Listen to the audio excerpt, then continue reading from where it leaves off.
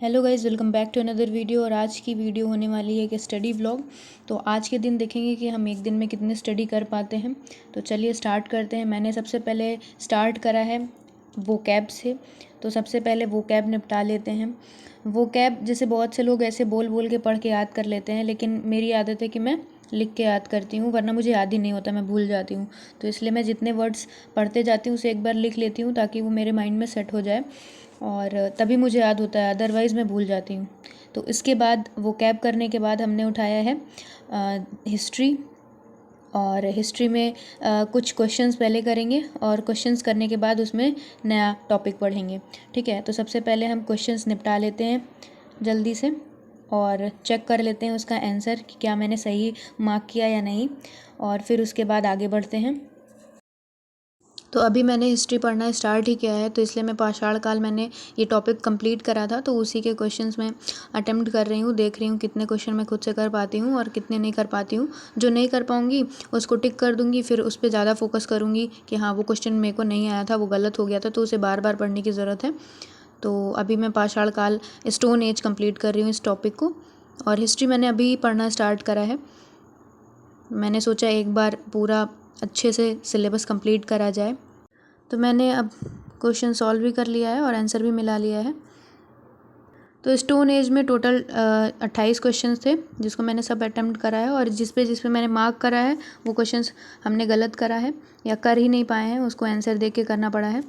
और इतना करने के बाद हम चल रहे हैं अब हिस्ट्री में नए टॉपिक को पढ़ने, क्योंकि स्टोन एज तो हो गया है और इंडस वैली सिविलाइजेशन भी हो चुकी है। अब नया टॉपिक हम स्टार्ट करेंगे और नए टॉपिक का नाम है सिक्का। कॉइन्स के बारे में पढ़ेंगे और अभिलेखों के बारे में पढ़ेंगे, जो कि ऐतिहासिक काल के अंतर्गत आता है, हिस्टोरिकल पीरियड के अंतर्गत। तो उसको हम स्टार्ट करते हैं, क्योंकि जो पाषाण काल था वो हो गया, उसमें पूरा पाषाण काल, मध्य पाषाण काल, नव पाषाण काल कंप्लीट हो गया है। और सेकेंड जो होता है आद्य ऐतिहासिक काल, प्रोटो हिस्टोरिक पीरियड, उसमें जो है सिंधु सभ्यता भी कंप्लीट हो चुकी है। तो अब हम आज स्टार्ट करेंगे ऐतिहासिक काल यानी कि हिस्टोरिकल पीरियड। और पाषाण काल को प्रागैतिहासिक काल भी कहा जाता है, मतलब प्रागैतिहासिक काल के अंतर्गत ही पाषाण काल आता है। तो मतलब ये है कि स्टोन एज को प्री हिस्ट्रिक पीरियड के अंतर्गत रखा जाता है। तो जैसे आप सीधा पाषाण काल बोल लीजिए स्टोन एज, या फिर प्री हिस्ट्रिक पीरियड बोलिए, प्रागैतिहासिक काल बोलिए, बात एक ही है। और फिर प्रागैतिहासिक काल के अंतर्गत 4 काल बढ़ते हैं: पूरा पाषाण काल, मध्य पाषाण काल, नवपाषाण काल और ताम्रपाषाण काल। पैलेलियोलिथिक, मेसोलिथिक, नियोलिथिक और चालकोलिथिक। तो ये 4 पार्ट हो जाते हैं प्रागैतिहासिक काल के। और फिर दूसरा पार्ट होता है आद्य ऐतिहासिक काल यानी कि प्रोटो हिस्टोरिक पीरियड, जिसमें सिंधु सभ्यता, इंडस वैली सिविलाइजेशन आ जाती है, कांसे के बारे में आ जाता है, हड़प्पा आ जाता है, ये सब चीज़ें आ जाती हैं। तो थर्ड पार्ट आ जाता है ऐतिहासिक काल यानी कि हिस्टोरिकल पीरियड, जिसमें प्राचीन काल, मध्यकाल, आधुनिक काल यानी कि ancient period, medieval period, modern period आता है। तो आज मैंने हिस्ट्री में बहुत ज़्यादा थ्योरी नहीं पढ़ी, क्योंकि मैंने क्वेश्चन सॉल्व करे थे, तो इस वजह से थोड़ी सी थ्योरी पढ़ी।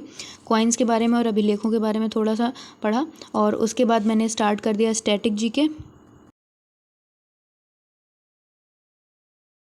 तो अभी मैं स्टैटिक जीके में यूनेस्को हेरिटेज साइट्स पढ़ रही हूँ, और उसको कंप्लीट करने के बाद मैं थोड़ा सा लोक नृत्य के बारे में, भारतीय लोक नृत्य के बारे में पढ़ूंगी। तो ये 2 चैप्टर्स मैं पहले सोच रही हूँ कंप्लीट कर दूँ, उसके बाद नेक्स्ट चैप्टर पे मूव करूँ। और स्टैटिक जीके भी बढ़िया सा एक बुक से अच्छे से कंप्लीट करेंगे, क्योंकि जैसे जो प्रैक्टिस सेट्स होती हैं उसमें जब हम लोग क्वेश्चन सॉल्व करने जाते हैं, तो मुझे भी ये लगा था पहले पहले कि जो है प्रैक्टिस सेट से सॉल्व कर लेंगे तो हो जाएगा काम। लेकिन जब मैंने ऐसा करा तो मुझे मतलब जो क्वेश्चंस होते थे वो बहुत ज़्यादा अलग अलग होते थे, यानी कि पहला क्वेश्चन किसी और चीज़ से पूछा जाता था और दूसरा क्वेश्चन किसी और चीज़ से होता था, तो उससे फिर कन्फ्यूज़न क्रिएट होती थी और मतलब चीज़ें याद नहीं हो पाती थी। तो मैंने सोचा एक बुक से बढ़िया सा स्टैटिक जीके कंप्लीट करेंगे। मतलब जैसे लोक नृत्य पढ़ना है तो सारे लोक नृत्य एक ही जगह पे रहें, जैसे हेरिटेज साइट पढ़ना है तो जितनी भी हेरिटेज साइट्स हैं सारी एक जगह पे रहें। ऐसा नहीं कि पहले क्वेश्चन में हेरिटेज साइट पूछा गया तो अगले 30वें क्वेश्चन में पूछा जाए, तो उससे फिर चीज़ें याद करने में थोड़ा डिफ़िकल्टी होती है। तो इस वजह से मैंने अब बढ़िया सा ऐसे मतलब एक लाइन वाइज हम याद करेंगे तो ज़्यादा सही रहेगा। और स्टैटिक जीके के पोर्शन में हेरिटेज साइट्स काफ़ी पूछी जाती हैं। एसएससी में स्टैटिक जीके का वेटेज तो रहता ही है, तो इस वजह से स्टैटिक जीके को बहुत अच्छी तरीके से पढ़ना ज़रूरी है। हिस्ट्री और स्टैटिक जीके, मुझे जहाँ तक अभी तक समझ में आया कि हिस्ट्री और स्टैटिक जीके ज़्यादा वेटेज लेकर के आता है, तो और थोड़ा सा मेरे को इंटरेस्टिंग भी लगता है हिस्ट्री और स्टैटिक जीके वगैरह पढ़ना।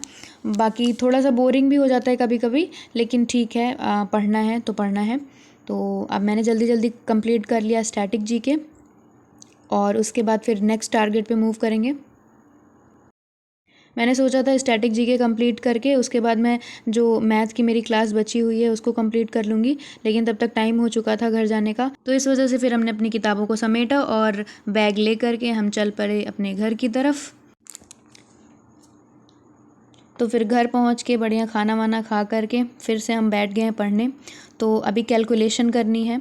मैंने सोचा मैथ की क्लास कर लूँ, लेकिन फिर पहले मुझे लगा कि कैलकुलेशन निपटा देना चाहिए, डेली प्रैक्टिस करनी है कैलकुलेशन की, तो इस वजह से मैंने सोचा कैलकुलेशन की प्रैक्टिस कर लूँ, उसके बाद मैथ की क्लास को निपटा देंगे और उसके बाद उसी के साथ हमारा टारगेट भी आज का हो जाएगा कंप्लीट। तो अब हम कर रहे हैं कैलकुलेशन। तो कैलकुलेशन की प्रैक्टिस में जैसे स्क्वायर्स हो गए, क्यूब्स हो गए, और जैसे कुछ टेबल्स भी हम भूल चुके हैं, तो उन टेबल्स को भी याद करना ज़्यादा ज़रूरी है। तो उन्हीं सब चीज़ों की प्रैक्टिस होती है। बाकी हाँ, एक और चीज़ है परसेंटेज। तो परसेंटेज कुछ कुछ याद होना बहुत ज़्यादा ज़रूरी है, क्योंकि फिर वो मतलब टाइम सेव होता है उससे हमारा। जैसे परसेंटेज में अगर फ्रैक्शन में 1 दिया हुआ है तो वो 100% है, 1/2 दिया हुआ है तो 50% है, 1/4 है तो 25%, 1/5 है तो 20%। तो इस तरीके से लगभग मैंने 1/12 तक याद करा हुआ है, उसी की प्रैक्टिस करते हैं और धीरे धीरे सोच रहे हैं कि आगे भी याद कर लें। और बस, तो यही हो गई कैलकुलेशन की प्रैक्टिस। तो कैलकुलेशन की प्रैक्टिस करने के बाद हम बैठ गए, जो मेंसुरेशन 2D की लास्ट क्लास थी, 12th वाला जो लेक्चर था उसको कंप्लीट करने। उसके लास्ट के 7 सवाल बचे हुए थे, तो मैंने सोचा 7 को कंप्लीट कर लेते हैं और आज हमारा मेंसुरेशन 2D भी उसी के साथ कंप्लीट हो जाएगा। तो फिर मेंसुरेशन 2D का रिवीजन करना होगा, क्योंकि मेंसुरेशन 2D में क्या है कि बहुत ज़्यादा कॉन्सेप्ट्स हैं।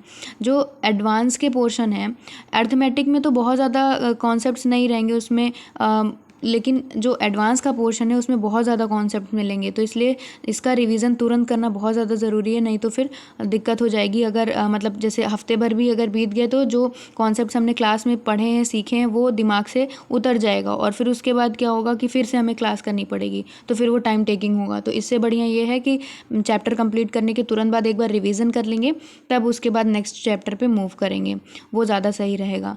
तो हमने मेंसुरेशन 2D की आज पूरी क्लास ख़त्म कर ली है।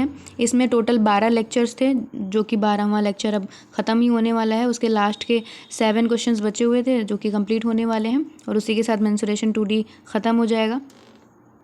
तो मेंसुरेशन 2D के जो 7 क्वेश्चन बचे हुए थे, वो 7 क्वेश्चन कंप्लीट हो गए हैं। 12वां लेक्चर भी ख़त्म हो गया है। मेंसुरेशन 2D आज हो गया पूरा। और एक बार मेंसुरेशन 2D कंप्लीट करने के बाद एक बार देखना ज़रूरी है कि कितना बड़ा चैप्टर हुआ, ये कितने पेजेस का। तो बस मैं वही कर रही हूँ, अपने पेजेस गिन रही हूँ कि कितने पेजेस में ये चैप्टर आया है। तो बस आज की वीडियो को यहीं पे समाप्त करते हैं और मिलते हैं नेक्स्ट वीडियो में। और हाँ, सब्सक्राइब ज़रूर कर लीजिएगा। Thank you so much for watching.